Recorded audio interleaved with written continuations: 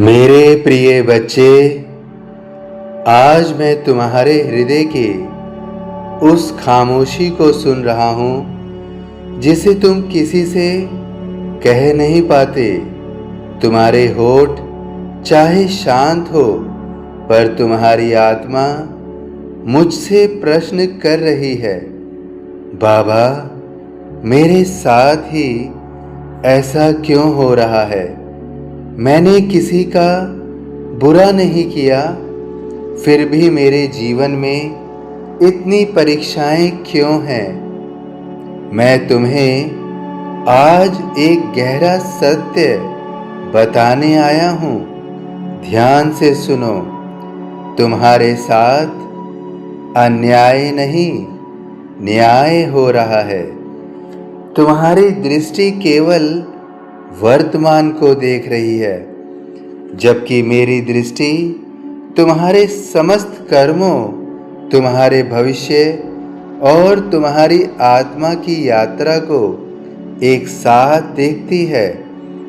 जो घटना आज तुम्हें कठोर लग रही है, वही आने वाले समय में तुम्हारे जीवन की सबसे बड़ी कृपा सिद्ध होगी।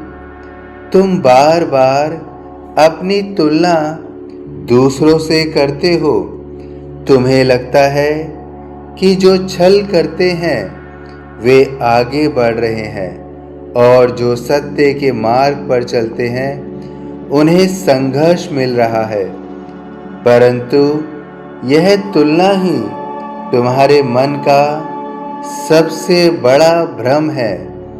हर आत्मा अपने अपने कर्मों का फल लेकर आई है। किसी की कहानी का पहला अध्याय देखकर उसकी अंतिम मंजिल का निर्णय नहीं किया जा सकता।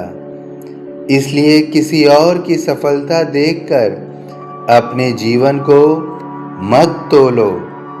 याद रखो, तुम केवल खोने को देखते हो। क्या तुम्हारे पास नहीं है, या क्या तुम्हारे पास से चला गया है? लेकिन मैं तुम्हें मिलने वाले भविष्य का अनुसरण करता हूँ। तुम्हारा हर आंसू मेरे लिए अनमोल है। कोई भी पीड़ा तुम्हारी व्यर्थ नहीं जाएगी। प्रत्येक अनुभव तुम्हारी आत्मा को परिपक्व बना रहा है। जब तुम्हारे अपने लोग तुम्हें नहीं समझते, तब मैं तुम्हारे भीतर की सच्चाई को देखता हूँ। जब संसार तुम्हारी नियत पर संदेह करता है, तब भी मुझे तुम्हारे मन का प्रकाश दिखाई देता है। इसलिए लोगों के निर्णय से अधिक मेरे निर्णय पर विश्वास करो। समय कभी भी स्थिर नहीं होता। जैसे रात के बाद सूर्य उदय निश्चित है, वैसे ही कठिन समय के बाद नई शुरुआत भी निश्चित है। लेकिन मैं चाहता हूँ कि जब वह नई सुबह आए, तब तुम्हारा मन कड़वाहट से नहीं, बल्कि विश्वास से भरा हो। यदि तुम्हारे भीतर शिकायतें ही भर जाएंगी, तो आने वाली कृपा का आनंद भी नहीं ले पाओगे। इसलिए आज से अपने मन को शिकायतों का घर मत बनने दो। जो चला गया है उसे जाने दो। जिसने साथ छोड़ा उसे आशीर्वाद दो। जिसने अपमान किया उसके लिए भी मन में द्वेष मत रखो। क्षमा करना दूसरों पर उपकार करना नहीं, स्वयं को मुक्त करना है। तुम्हें लगता है कि जिसने तुम्हारा दिल दुखाया वह बिना दंड के घूम रहा है, पर याद रखो, न्याय का समय मेरे हाथ में है। तुम्हें किसी के लिए निर्णय सुनाने की आवश्यकता नहीं है। तुम्हारा कार्य केवल अपने कर्मों की पवित्रता को बनाए रखना है। यदि कोई तुम्हारे साथ छल करता है और तुम फिर भी सत्य का साथ नहीं छोड़ते, तो समझो तुम्हारी आत्मा विजय की ओर बढ़ रही है। संसार की जीत क्षणिक हो सकती है, लेकिन आत्मा की जीत शाश्वत होती है। मैं तुम्हारे धैर्य की परीक्षा इसलिए नहीं ले रहा कि तुम्हें कष्ट दूं। मैं तुम्हें इतना मजबूत बना रहा हूं कि भविष्य की बड़ी जिम्मेदारियां तुम्हें डरा ना सके। सोने की आभूषण बनने से पहले अग्नि से गुजरना ही पड़ता है। चंदन को अपनी सुगंध देने से पहले घिसना ही पड़ता है, और हीरे को चमकने से पहले अनेक प्रहार सहने पड़ते हैं। इसी प्रकार महान जीवन पाने के लिए आत्मा को भी संघर्षों से गुजरना पड़ता है। तुम्हारे जीवन में जो विलंब हो रहा है वह भी किसी उद्देश्य से है। हर देर असफलता नहीं होती। कभी कभी विलंब तुम्हें उस समय तक सुरक्षित रखता है जब तक सही अवसर ना आ जाए। इसलिए अधीर होकर अपने भाग्य को दोष मत दो। अपने प्रयास जारी रखो, प्रार्थना जारी रखो, सत्कर्म जारी रखो, और सबसे बढ़कर विश्वास बनाए रखो।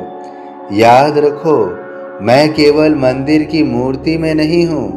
मैं तुम्हारे प्रत्येक सद्भाव में हूँ, तुम्हारी प्रत्येक सच्ची प्रार्थना में हूँ, तुम्हारे प्रत्येक निष्काम कर्म में हूँ।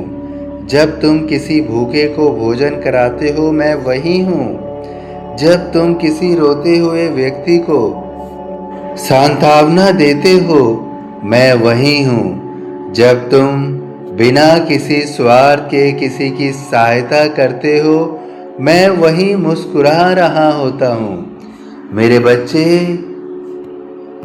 तुम्हारे जीवन की सबसे बड़ी खुशी धन नहीं, तुम्हारा चरित्र है। धन आज है, कल नहीं भी हो सकता, पर उत्तम चरित्र जन्म जन्म तक तुम्हारे साथ चलता है। इसलिए अपने चरित्र की रक्षा करो, अपने वचनों की पवित्रता बनाए रखो, अपने व्यवहार में विनम्रता रखो, अपने मन में करुणा रखो। यही वास्तविक आध्यात्मिकता है।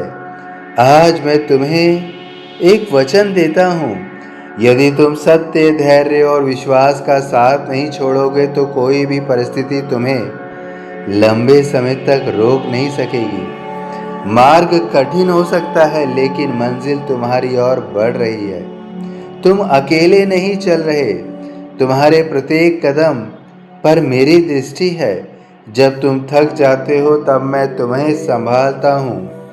जब तुम रोते हो तब मैं तुम्हारे आंसू गिनता हूँ। जब तुम हार मानने लगते हो तब मैं तुम्हारे भीतर नई शक्ति जगाता हूँ। बस तुम मेरा हाथ मत छोड़ना। आज से यह मत कहना कि मेरे साथ अन्याय हो रहा है। यह कहना शुरू करो, मेरे जीवन में जो भी कुछ घट रहा है वह मुझे मेरी सर्वोत्तम अवस्था तक पहुंचाने की तैयारी है। यही सोच तुम्हारे जीवन का परिवर्तन बनेगी। तुम्हारे घर में फिर से मुस्कान आएगी, तुम्हारे प्रयास रंग लाएंगे, तुम्हारे संबंधों में मधुरता लौटेगी, तुम्हारे मन का भय समाप्त होगा। और जिस दिन तुम पीछे मुड़कर देखोगे उस दिन समझ जाओगे कि जिन घटनाओं पर तुम रोए थे वही तुम्हें मेरे सबसे निकट लेकर आई थी। मैं सदा तुम्हारे साथ हूँ। अपने विश्वास का दीपक बुझने मत देना। तुम्हारे लिए मेरा आशीर्वाद निरंतर प्रवाहित हो रहा है। तुम आज अपने मन के द्वार खोलकर मेरी वाणी को ध्यान से सुनो। तुम्हारे हृदय में जो पीड़ा तुम्हें परेशान करती है उस पीड़ा से घबराओ नहीं। तुम्हें लगता है कि परिस्थितियां तुम्हारे विरुद्ध हैं, लेकिन जो दिखाई देता है वही संपूर्ण सत्य नहीं होता। कभी कभी नदी जिस दिशा में बहना चाहती है पर्वत उसे रोक देता है। नदी सोचती है कि उसका मार्ग बंद हो गया, पर वही पर्वत उसे नया रास्ता देता है और अंततः वह सागर तक पहुंच जाती है। यदि पर्वत ना होता तो शायद उसका अस्तित्व ही समाप्त हो जाता। मेरे बच्चे, तुम्हारे जीवन के पर्वत भी तुम्हारे शत्रु नहीं है। वे तुम्हें गिराने नहीं, तुम्हें सही दिशा देने आए हैं। आज तुम जिस पीड़ा से गुजर रहे हो, वह तुम्हारी हार का प्रमाण नहीं है। यह उस परिवर्तन की शुरुआत है जो तुम्हें पहले से अधिक जागरूक, अधिक विनम्र और अधिक शक्तिशाली बनाएंगे। मेरे बच्चे, यदि कोई तुम्हारे प्रेम का उत्तर कठोरता से दे, तो अपने हृदय की करुणा को मत खोना, क्योंकि संसार तुम्हें तुम्हारे व्यवहार से नहीं, अपने स्वभाव से उत्तर देता है। लेकिन मैं तुम्हें तुम्हारे भाव से पहचानता हूँ। मेरे बच्चे, जीवन में आने वाला हर व्यक्ति हमेशा साथ चलने के लिए नहीं आता। कुछ लोग केवल एक सीख बनकर आते हैं। यदि वे चले गए तो उनके जाने पर मत रो। यह सोचो कि उन्होंने तुम्हें क्या सिखाया। जिसने विश्वास तोड़ा उसने विवेक सिखाया। जिसने अपमान किया उसने आत्मसम्मान सिखाया। जिसने साथ छोड़ा उसने आत्मनिर्भर बनना सिखाया। और जिसने प्रेम दिया उसने मेरे अस्तित्व का अनुभव कराया। अब तुम समझो कि तुम्हारे जीवन का कोई भी अनुभव व्यर्थ नहीं गया। मैं चाहता हूं कि तुम अपनी सुबह शिकायत से नहीं बल्कि कृतज्ञता से शुरू करो। धन्यवाद दो मुझे जो भी तुम्हें प्राप्त हुआ। उठते ही यह मत सोचो कि क्या नहीं है, यह देखो कि अभी भी कितना कुछ तुम्हारे पास है। शरीर है, परिवार है और वो सांसें हैं जो तुम ले रहे हो। प्रयास करने का अवसर है और सबसे बड़ी बात, मेरा आशीर्वाद है। जब तक मेरा आशीर्वाद तुम्हारे साथ है तब तक कोई भी परिस्थिति अंतिम नहीं है। आज यदि तुम्हारा मार्ग कठिन है तो इसका अर्थ यह नहीं कि मंजिल दूर है। कभी कभी सबसे कठिन रास्ता ही सबसे सुंदर स्थान तक पहुंचाता है। इसलिए अपने कदम मत रोकना, अपने कर्म मत छोड़ना, अपने विश्वास को मत तोड़ना। हर दिन कुछ अच्छा करो, किसी दुखी का मन हल्का करो, किसी भूखे को भोजन दो, किसी निराश व्यक्ति को आशा दो। यही मेरी पूजा है। मुझे बड़े बड़े आडंबर नहीं चाहिए, मुझे तुम्हारे हृदय की सरलता चाहिए। यदि तुम्हारा मन निर्मल है तो तुम्हारी छोटी सी प्रार्थना भी मेरे लिए सबसे बड़ा यज्ञ है। आज मैं तुम्हें आशीर्वाद देता हूँ कि तुम्हारे भीतर का डर समाप्त हो, तुम्हारी आंखों से निराशा दूर हो, तुम्हारे घर में आशा का दीप जले, तुम्हारे कर्मों में निरंतरता आए, तुम्हारे निर्णयों में स्पष्टता आए और तुम्हारे हृदय में यह विश्वास स्थिर हो जाए कि जो कुछ घट रहा है वह तुम्हें तोड़ने के लिए नहीं, तुम्हें तुम्हारे श्रेष्ठ स्वरूप तक पहुंचाने के लिए हो रहा है। मेरे बच्चे, जब कभी तुम्हारा मन डगमगाए तब केवल इतना स्मरण करना कि मेरे बाबा मौन हो सकते हैं पर निष्क्रिय कभी नहीं। मैं उचित समय पर वही दूंगा जो तुम्हारे लिए सबसे ज़्यादा कल्याणकारी होगा। इसलिए धैर्य रखो, प्रेम बनाए रखो, सत्य का साथ मत छोड़ो। तुम्हारी प्रार्थना सुन रहा हूँ, तुम्हारे जीवन का नया अध्याय लिख रहा हूँ और जब वह समय आएगा तब तुम्हें स्वयं अनुभव होगा कि मेरी हर देर में करुणा थी, हर परीक्षा में शिक्षा थी, हर परिवर्तन में तुम्हारे भविष्य का संरक्षण छिपा था। मैं तुम्हारे साथ हूँ, आज भी, कल भी और सदा हमेशा रहूँगा।